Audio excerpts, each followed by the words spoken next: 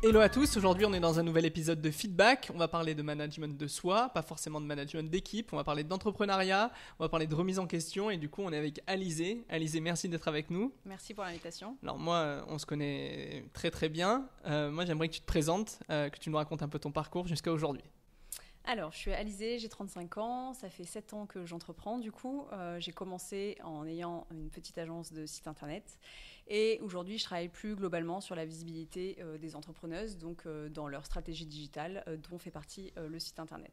Aujourd'hui, on va parler surtout d'entrepreneuriat, à savoir qu'on n'a pas beaucoup d'entrepreneurs, on a souvent des managers d'équipe avec des grosses équipes ou non dans le salariat privé. Moi, la première question que je voulais te poser, c'est pourquoi tu veux être entrepreneuse, pourquoi tu as voulu l'être? Alors, je ne crois pas que j'ai voulu être entrepreneuse. Je crois que c'est une opportunité qui s'est présentée à moi et comme je n'avais pas vraiment défini si ce serait une opportunité ou pas pour moi, quand ça s'est présenté, en fait, j'ai sauté dessus et pour moi, j'y ai vu l'opportunité de plus de liberté, surtout quand j'ai eu ma première fille et du coup, c'est comme ça que je me suis créé un chemin puisque j'étais dans le salariat privé jusque-là.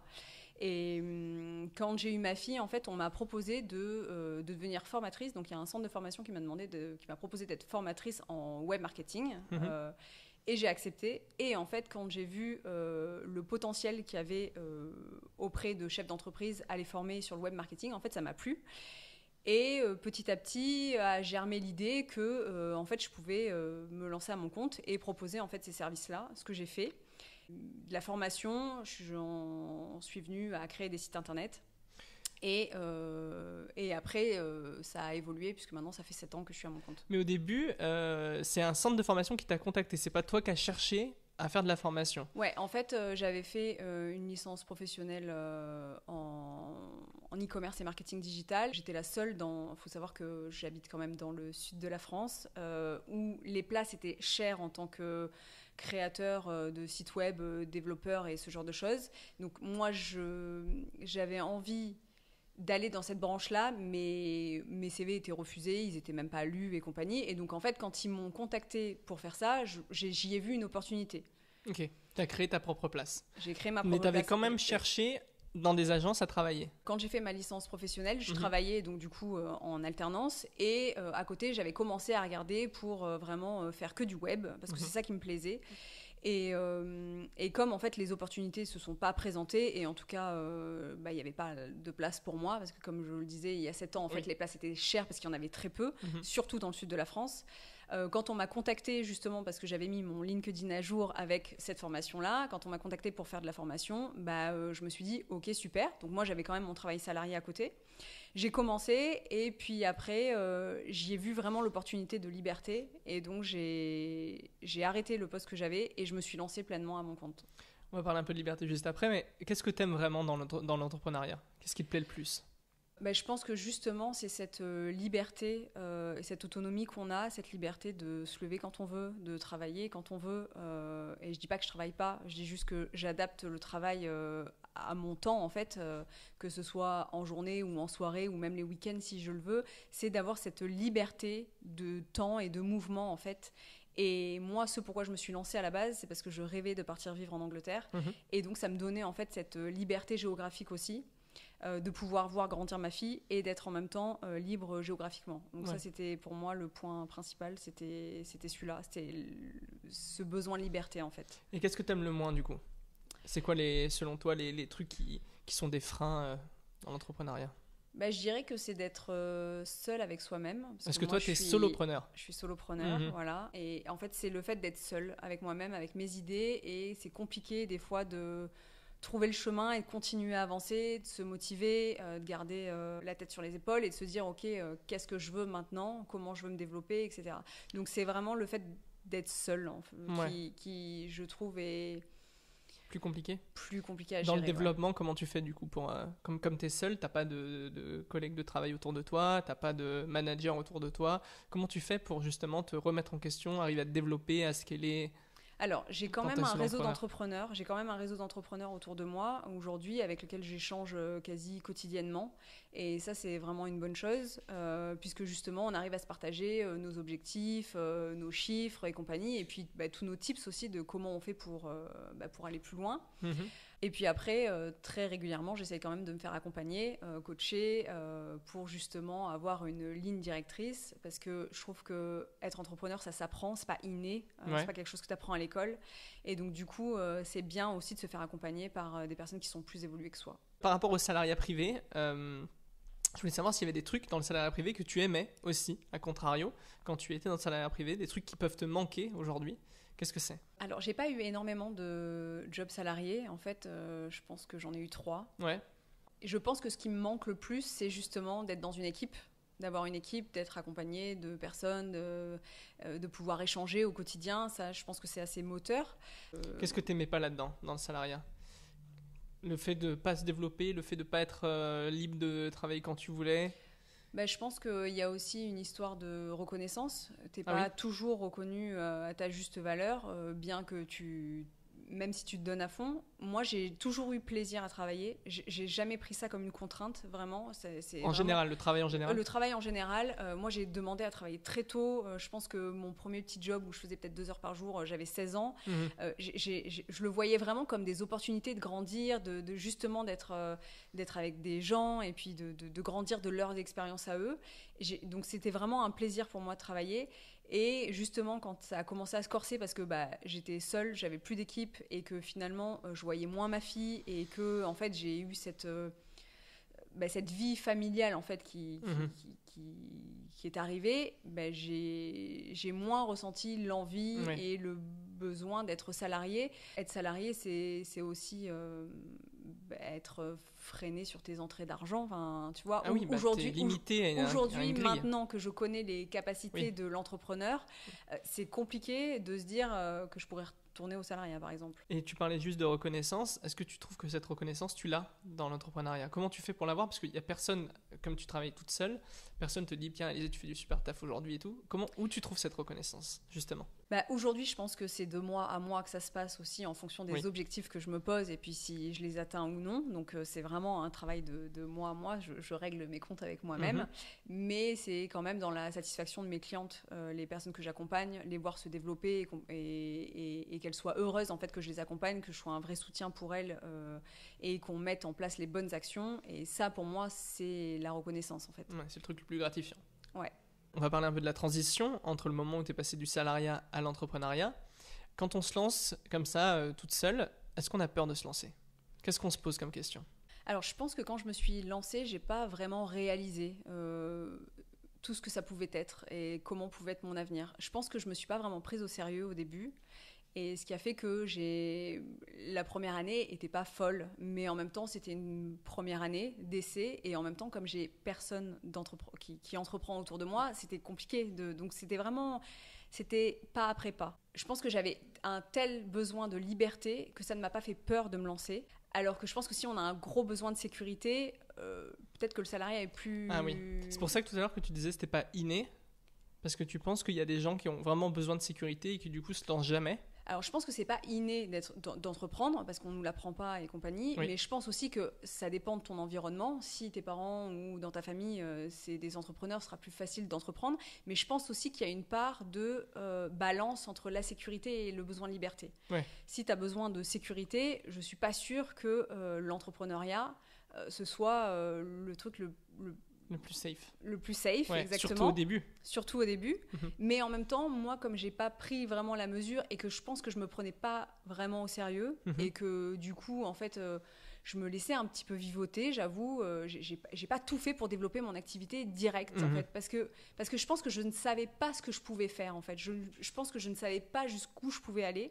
Et donc, c'était... En fait, je n'avais pas du tout la mesure. J'avais pas d'exemple, j'avais pas de mesure, j'avais pas de repère, je savais pas jusqu'où je pouvais aller. Mais en fait, ça m'a pas fait peur parce que comme je savais pas et comme j'avais pas d'exemple, je me suis dit ok, allons-y et faisons-nous un chemin. Quoi. Tu t'es pas posé de questions. Je me suis pas posé de questions. Je me suis juste fait un chemin. T'as même pas cherché de clients au début, en fait. Au début, les clients, c'était ceux que j'avais eus en formation, grâce au centre de formation, donc j'ai recontacté et avec lequel j'ai vu vraiment un potentiel. Et ensuite, c'est les gens qui m'ont recommandé.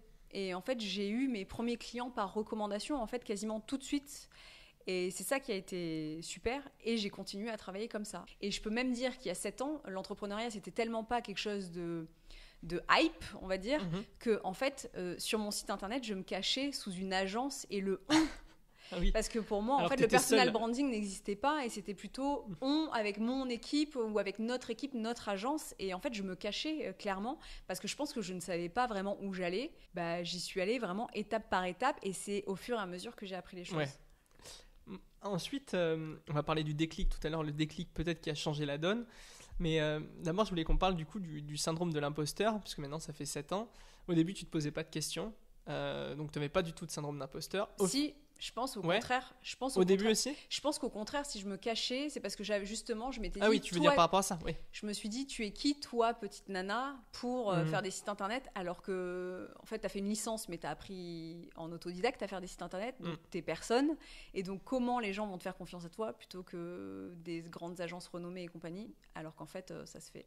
Et 7 ans après, est-ce que tu ressens encore ce syndrome de l'imposteur ? Est-ce que tu te poses des questions que tu te posais au début ? Est-ce que tu as encore des doutes ? J'ai beaucoup ressenti ce syndrome de l'imposteur quand ça a fait 3 ou 4 ans que je m'étais lancée, parce qu'en fait, il faut savoir que quand je me suis lancée, justement, comme je le disais précédemment, je me prenais pas au sérieux, mais tellement pas qu'en fait, j'attendais un peu que les clients arrivent. Et quand j'ai eu ma seconde fille et que ma seconde fille a été gardée, en fait, j'avais full time pour moi. Mais ce temps-là, il fallait bien que je le mette à profit. Et donc, je m'étais dit, en fait, c'est soit tu développes vraiment ton activité, soit, en fait, tu retournes chercher un travail. Et voilà. Et donc, je pense qu'à partir de cette 3e année, je me suis prise au sérieux et j'ai eu ce gros syndrome de l'imposteur, justement. Et j'ai décidé de me faire coacher. Et ça a vraiment tout changé. C'est ça le déclic, du coup, c'est ce coaching que tu as fait.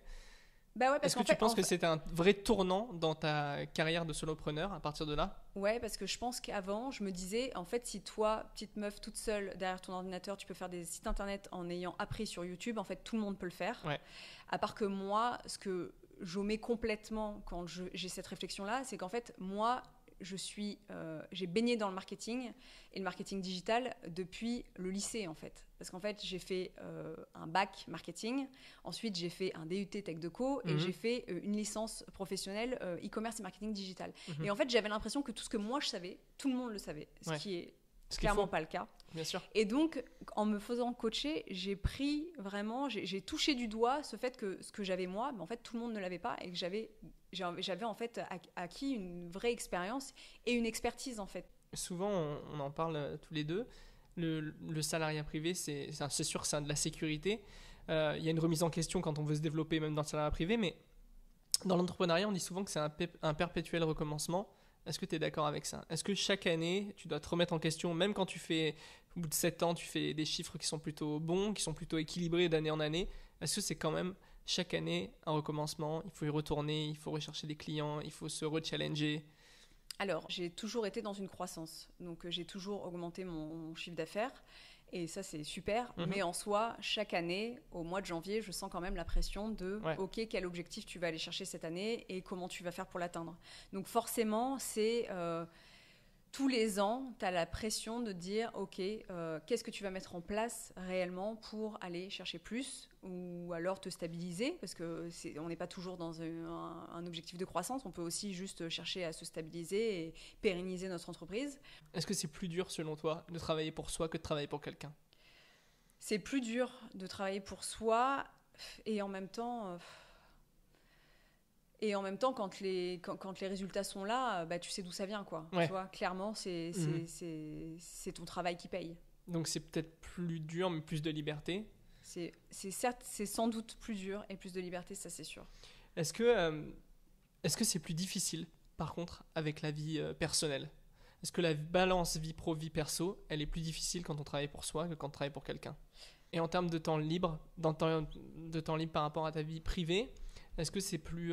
parce que quelqu'un qui est dans le salariat, il a par exemple que 2 jours de repos. Lui, il est contraint de ces 2 jours de repos pour faire ses trucs à côté. Est-ce que toi, tu trouves que, du coup, en termes d'organisation de travail, comment tu gères tout ça ? Alors, j'ai envie de dire que ma liberté de temps, c'est mon non négociable. C'est-à-dire que j'ai 2 séances de sport par semaine qui sont prévues. J'ai mes mercredis avec mes filles. J'ai mes samedis, dimanches avec mes filles. Donc, en vrai... je ne travaille pas comme un salarié, je travaille moins, bien que je sois mieux payée que lorsque j'étais salariée. Par contre, ça peut aussi être déséquilibré et je peux aussi travailler les soirs et les week-ends si je suis en période de rush. Mais voilà, c'est vraiment mon non négociable, c'est d'avoir ce temps libre. Si je veux faire des sorties scolaires, faire des sorties scolaires. Si je veux pouvoir partir en week-end le vendredi, partir en week-end le vendredi. Aller manger avec une copine un mardi. Ça, c'est mon non négociable. Mais après, je suis quand même suffisamment bien organisée pour savoir quand est-ce que je dois travailler dans ma semaine. Et savoir quelles sont mes golden hours, donc les fameuses heures où je suis le plus productive. Et du coup, ces heures-là, en fait, elles sont vraiment destinées au travail. Aujourd'hui, si tu fais le point, qu'est-ce que ton entreprise elle t'a permis de réaliser ? Alors, je suis souvent en train de regarder ce que je ne peux pas encore faire. Mais en vrai, si je suis super honnête avec moi-même, ça m'a permis de réaliser plein de choses. Déjà, je rêvais de partir vivre 1 an à l'étranger, en Angleterre. Et j'ai pu le faire grâce à mon entreprise, puisque je me suis lancée en 2017. Et de 2018 à 2019, on est parti vivre du coup à Bristol. Donc déjà, ça m'a permis de réaliser un de mes rêves qui était de vivre là-bas. Ensuite, ça me permet d'avoir un maximum de temps avec mes enfants. Et ça, voilà, c'est super important, évidemment, dans ma vie de famille. Et un truc pour lequel, qui était important pour moi et que je pensais ne jamais pouvoir faire en tant qu'entrepreneur, c'est de pouvoir acheter mon premier appartement. Voilà, donc d'avoir fait l'achat de ma résidence principale.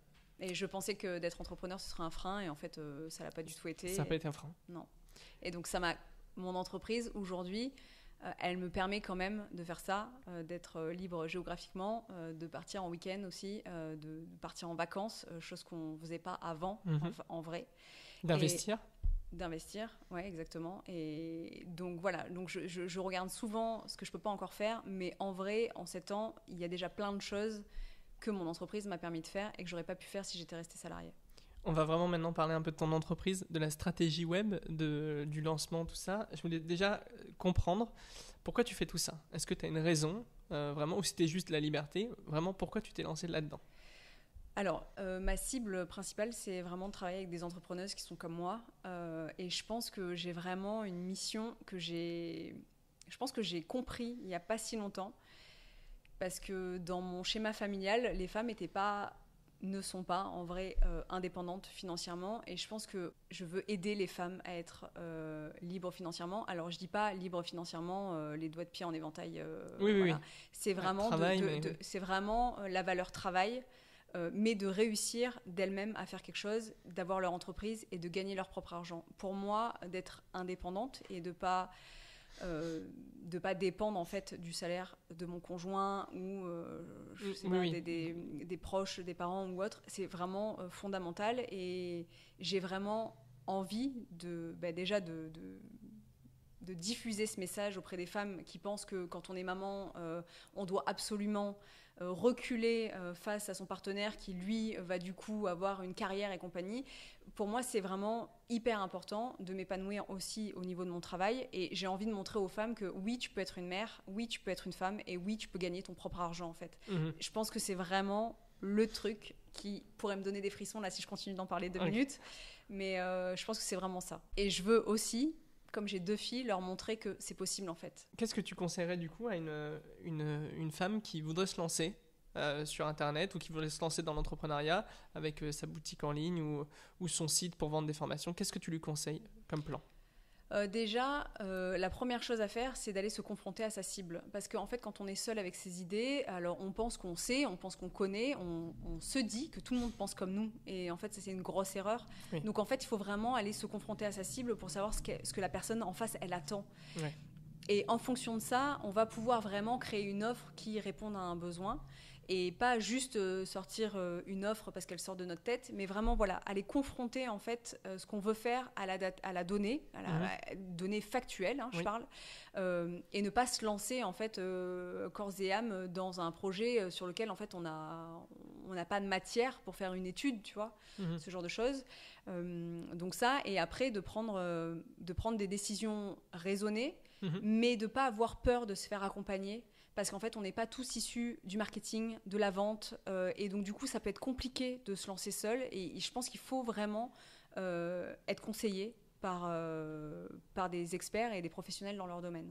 Ensuite, une fois que tu as ton client cible, qu'est-ce que tu leur conseilles de faire? De se mettre sur tous les réseaux sociaux, de créer un site internet? Qu'est-ce que tu leur conseillerais, toi? Justement, ça, en fait, ça va être défini par l'étude qu'on aura fait auprès de la cible. Okay. Exactement. Parce qu'en fait, je ne vais pas te dire, va sur LinkedIn, si en fait, toute ta cible est sur TikTok ou sur Instagram, par exemple. Donc, en fait, il faut vraiment se dire, je fais une étude, et de cette étude, qu'est-ce que j'en tire?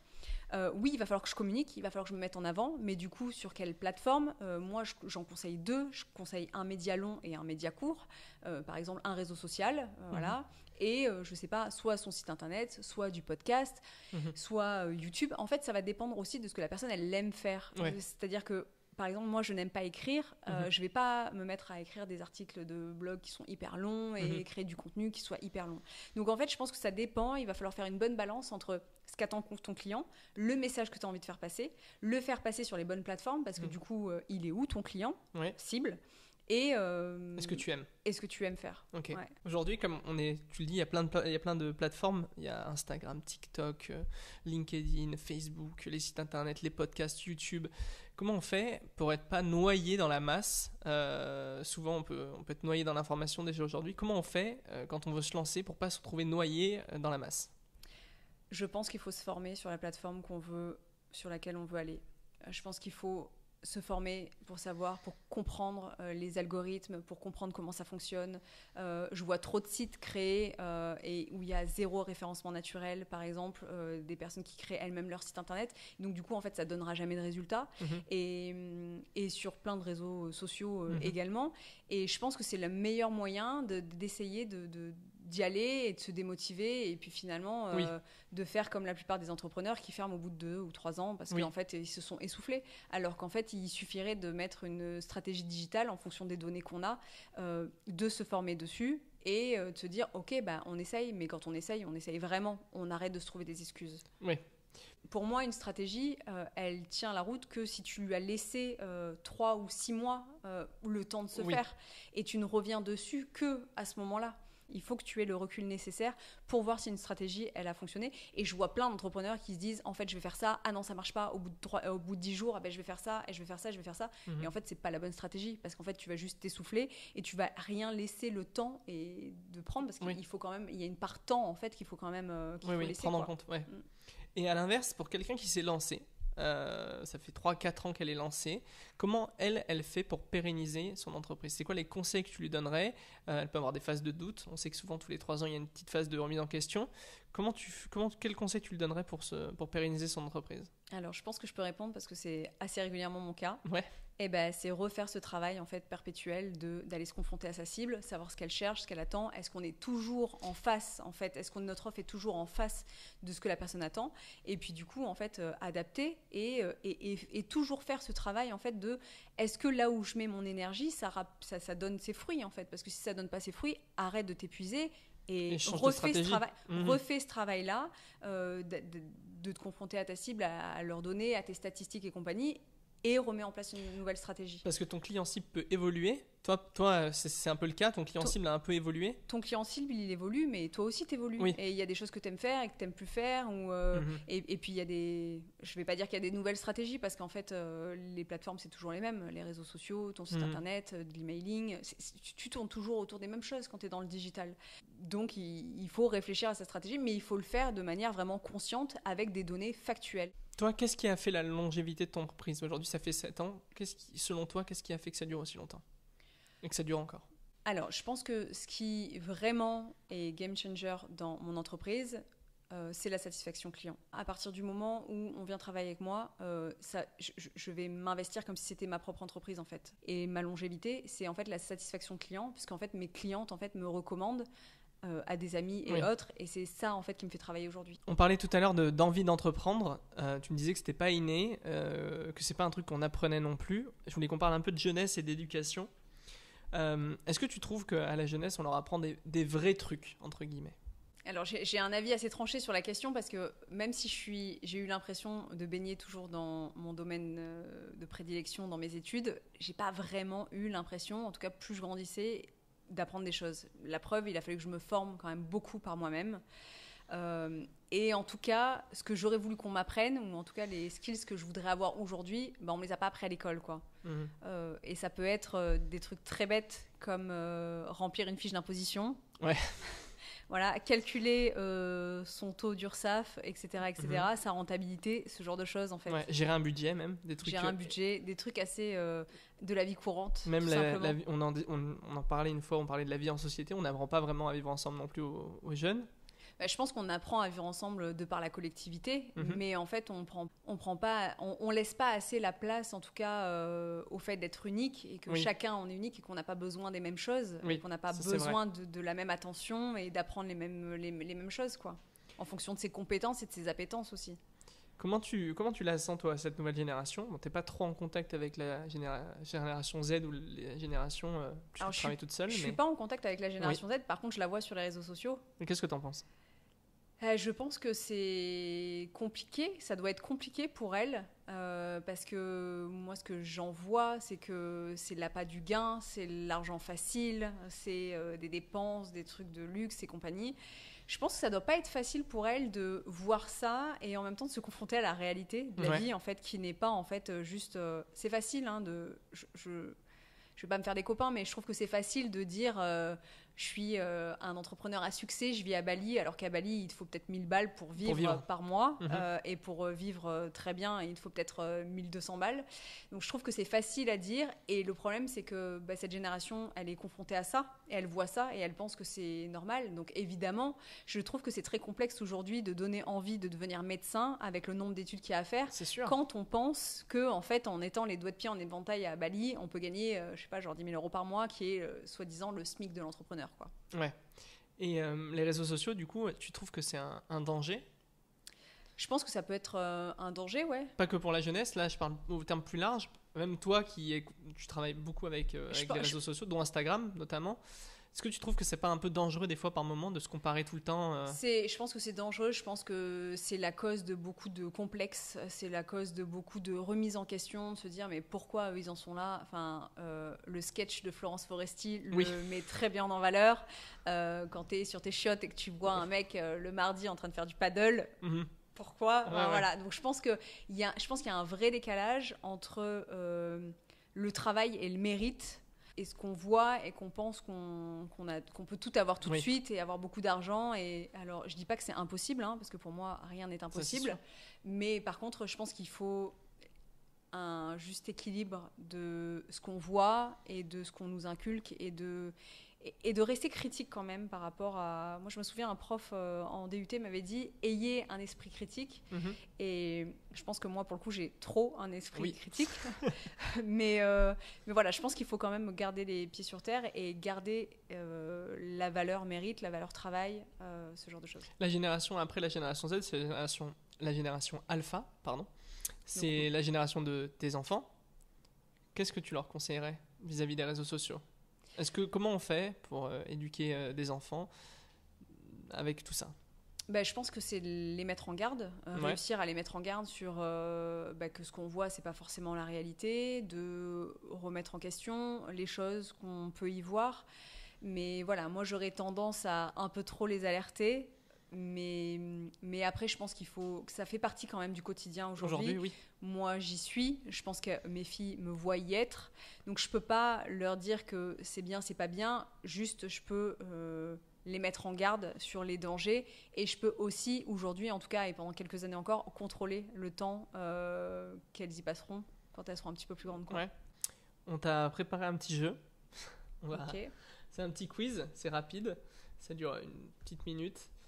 T'as le droit de passer des questions, mais ça va très bien se passer. Ton passe-temps favori, c'est quoi ? Mon passe-temps favori, hormis rester avec mes enfants, je pense que c'est d'aller au sport. Ton plus beau souvenir ou tes plus beaux souvenirs ? Pour le perso, c'est des vacances en famille que j'ai en tête là, qui sont très récentes. Et pour le pro, c'est une de mes clientes qui arrive à péter tous les scores. Et ça, c'est vraiment un super souvenir pour moi de savoir que j'ai contribué à ça. C'est quoi ton film préféré ? Mon film préféré ? Là, je pense que la réponse est complètement biaisée parce que je sors il y a quelques jours d'avoir vu Le Comte de Monte Cristo et j'ai tout aimé, absolument tout, de la BO aux acteurs, à l'intrigue, tout.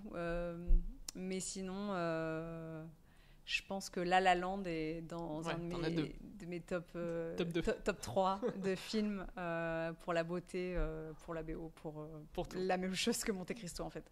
Un de tes rêves pas encore réalisé? Faire un tour du monde. D'affilée, sans revenir? Faire un tour du monde, prendre peut-être un an et voyager. Je pense que ça, c'est le top 1 de mes rêves à réaliser. C'est quoi que tu supportes pas chez les autres? Le manque de fiabilité. C'est quoi ton point fort? Je pense que c'est ma réactivité, ma capacité à être réactive. C'est vrai que là-dessus, oui. Même vis-à-vis de tes clientes? Même vis-à-vis de mes clientes, mais voilà, je peux rebondir assez vite, mais en même temps, j'ai toujours cette jauge, cette balance risque et bénéfice. Comment tu définirais le monde d'aujourd'hui en un mot? Complexe. Selon toi, c'est quoi la richesse? Pour moi, la richesse, c'est sa capacité à s'accomplir et à être fier de soi. Et c'est quoi le truc que tu as compris en vieillissant? Que tout est parfait et qu'il faut savoir être patient. On va clôturer. Est-ce que tu as des trucs à nous conseiller? Une citation que tu as envie de nous partager? Quelque chose? C'est ton moment. J'ai une citation que j'aime bien, qui est un peu vue, revue et re-revue, mais peu importe. C'est « Soyez vous-même, les autres sont déjà pris » d'Oscar Wilde. C'est pas mal. Merci Alizée d'être avec nous. C'était un super moment. Merci à tous ceux qui nous ont écoutés ou nous ont regardés. Et on se retrouve bientôt pour un prochain épisode de Feedback. À bientôt. Merci.